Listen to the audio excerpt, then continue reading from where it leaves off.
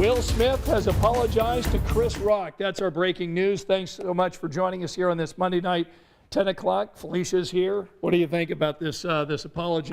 Mind blown. The apology specifically, I think it's good. From what I know about Will Smith, obviously I don't know him personally, but from what I know about him, it seems to be genuine. But what a whirlwind 24 hours. Sure has, I mean, sure.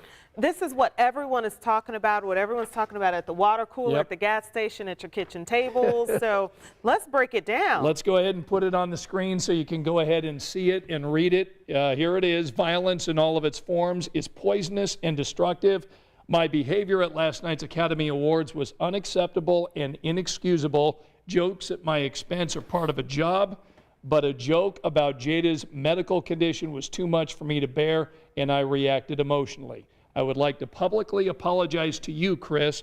I was out of line and I was wrong. I am embarrassed and my actions were not indicative of the man I want to be. There is no place for violence in a world of love and kindness. I would also like to apologize to the Academy, the producers of the show, all the attendees, and everyone watching around the world. I'd like to apologize to the Williams family and my King Richard family. I deeply regret that my behavior has stained what has been an otherwise gorgeous journey for all of us. I am a work in progress. Sincerely, Will. So That's a lot. yeah. So what do you think? We need your opinions tonight in the comments section. Go ahead and let us know. What do you think? Does this end it for Will Smith? Is this good enough? Does he need to do more? What do you think? Are you tired of the subject? You don't want to hear or talk about it anymore? I'm sure it's a lot of people that feel that way. I feel like I'm just about to get it to that point, but not yet, because things keep happening. Yeah. So what do you think? Is this is this enough? Yeah, well, for me, it's enough right now. I think this, of course, still has to take time to unfold. You and I spoke earlier. We would like to see some kind of conversation between the two. Whether or not that will happen in the public eye, we don't know. But it seems like Will Smith and Chris Rock still need to have a sit down. That's what I would like to see, because I also know that they know each other. They have a relationship. I don't think they're best friends, but they're not strangers. Right. So, you know, you would like to see two people in the entertainment industry get together. Of course, two men of color be able to come together too with a major platform like that. All right, so here's my advice. If I were leading this and asking them to move to the next level, you sit them down like toddlers and tell them keep your hands. Well, no, I think I'd have both of them. I would offer both of them together, same room, to all the morning shows, sitting there, and they apologize. They talk it out together. I think we hear an apology from Chris. I shouldn't have said that last night about your wife. Will apologizing on video. That way, you know, we see and hear the emotion coming from both of these guys, and then I think we move on. Yeah. That would be my suggestion. I think so. I was happy to see that Chris Rock, not only did he not react, because no one wants to see a full-out tussle like on stage. Of course, can you imagine? right, oh my goodness. And then I was also happy to see that he was not pressing charges or he specifically decided not to file a police report. Yeah. And so I think that this is something that would not ever happen in the regular realm with regular people, but in celebrity land for those two people, I would like to see them work it out. But I mean, just what an incredible, shocking moment. I will say there was a lot of beauty in this horrible moment, and the beauty that I got out of it, and I'm probably a bit more forgiving because not only am I a Will Smith fan, but also because as I age, I get a little bit more empathy in how I view the world, Scott. And so I thought it was how beautiful, how fierce he defended his wife, even though the actions were wrong. The emotion in terms of why he did it, I mean, I think he just saw his wife and he just wanted to protect her. I thought that was beautiful. And I also thought it was a very human moment. He apologized to the Academy. He apologized to Chris Rock now, although it was a little bit later. I think we can all relate to not having a good moment. Right. And none of us want to be the whole of our character and who we are to be judged on that horrible moment. Getting lots of feedback tonight. Let's see. Renee says, I loved how Denzel and Tyler checked up on Will. Yes. We've got Anita saying, it is over, get over it. Yes, there are more important things going on. Let's see. There's no, this is so gray. There's no wrong answer here. Everybody has some truth into how they feel with this. Ruth says both already apologized. Tanya saying a calm sit down with some agreement they can both agree upon.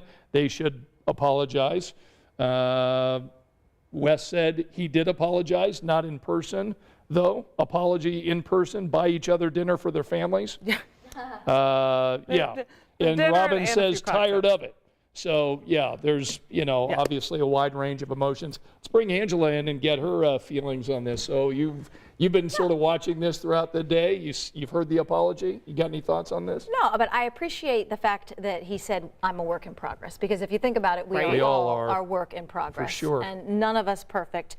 And luckily, as we heard from Karen Campbell in her story earlier today, it really has become a teaching moment for especially teenagers. Talking to kids. And young people. How do you handle your emotion when you get upset? Can you take just a pause and say, okay, that didn't make me happy, but how can I handle it without the violence? You said a teaching moment for teenagers, so that's for adults everybody, too. Sure, for everybody, yeah, for sure. Yeah, For sure. Absolutely.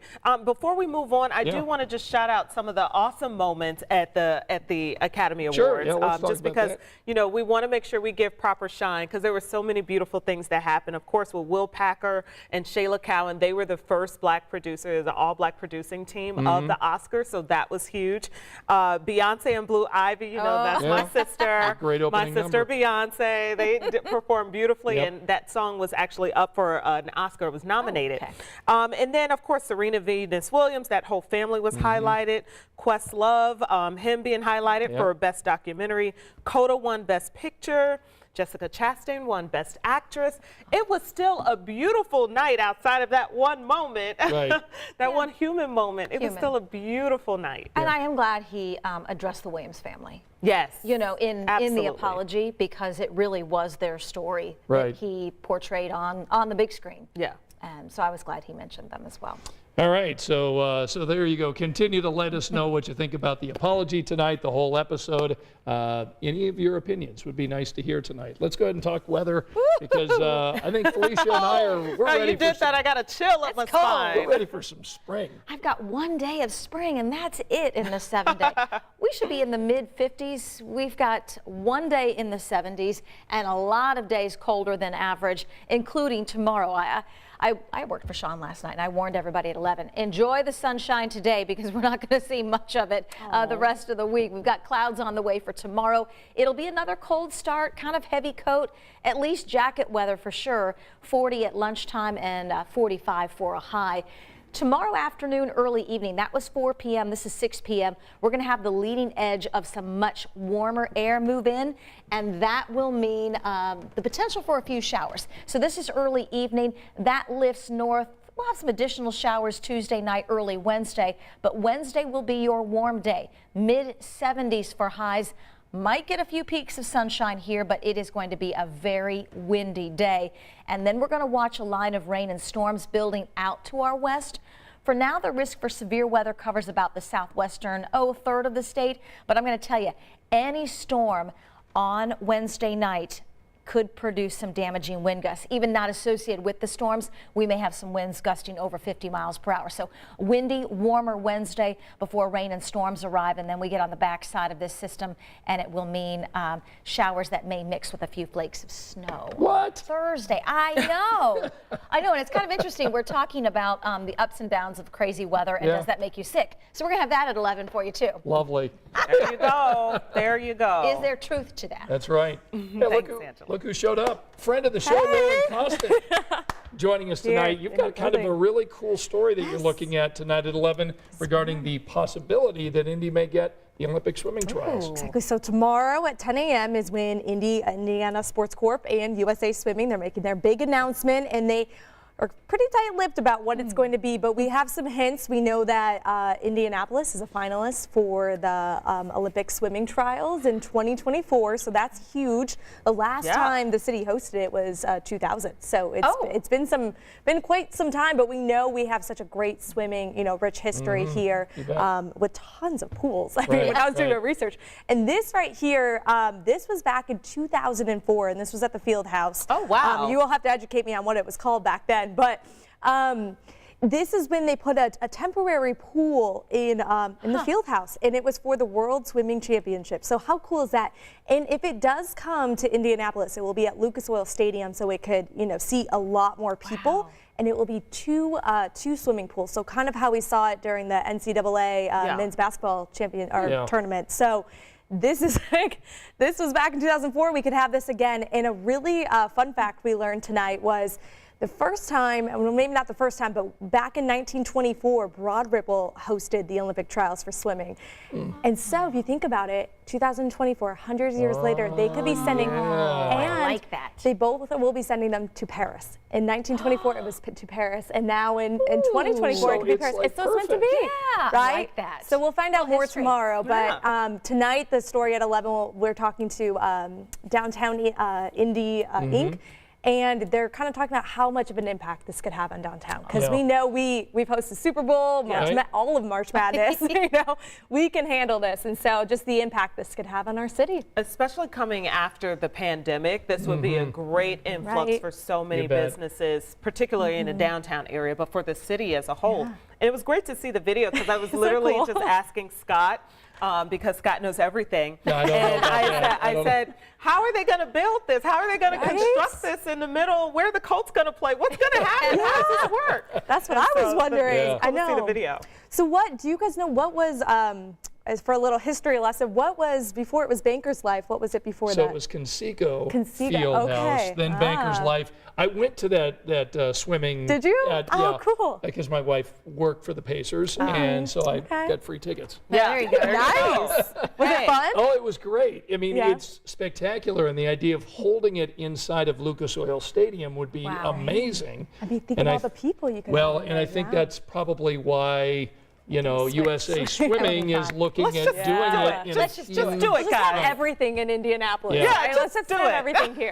So you've got your story coming up tonight at 11, Yes. and then, of course, the news conference tomorrow. Yes, yep. We'll have a lot more information, but pretty exciting. Yeah, it's very good. And we always have lots of local swimmers. Oh my gosh, believe it or not, always. from IU, Carmel, and Carmel. Yep. So So that's fun. lots of cool Good stories fit. coming up Yeah. tonight. And again, let me just quickly check the some of these. Yes, we love when you guys chime in and talk to us, talk back to us. Right. Just talking to each other. Brian wants to know, where's Milo? Oh, That's the don't most you make me sad important question. now. I know. I miss him. I Yeah. know. Do you miss working from home a little I bit? get a little separation anxiety from him. He was my buddy. He was my coworker when I For was a long home. time. Yeah, Oh, I know. We love Milo. You guys are great too. We're no Milo, though. Yeah.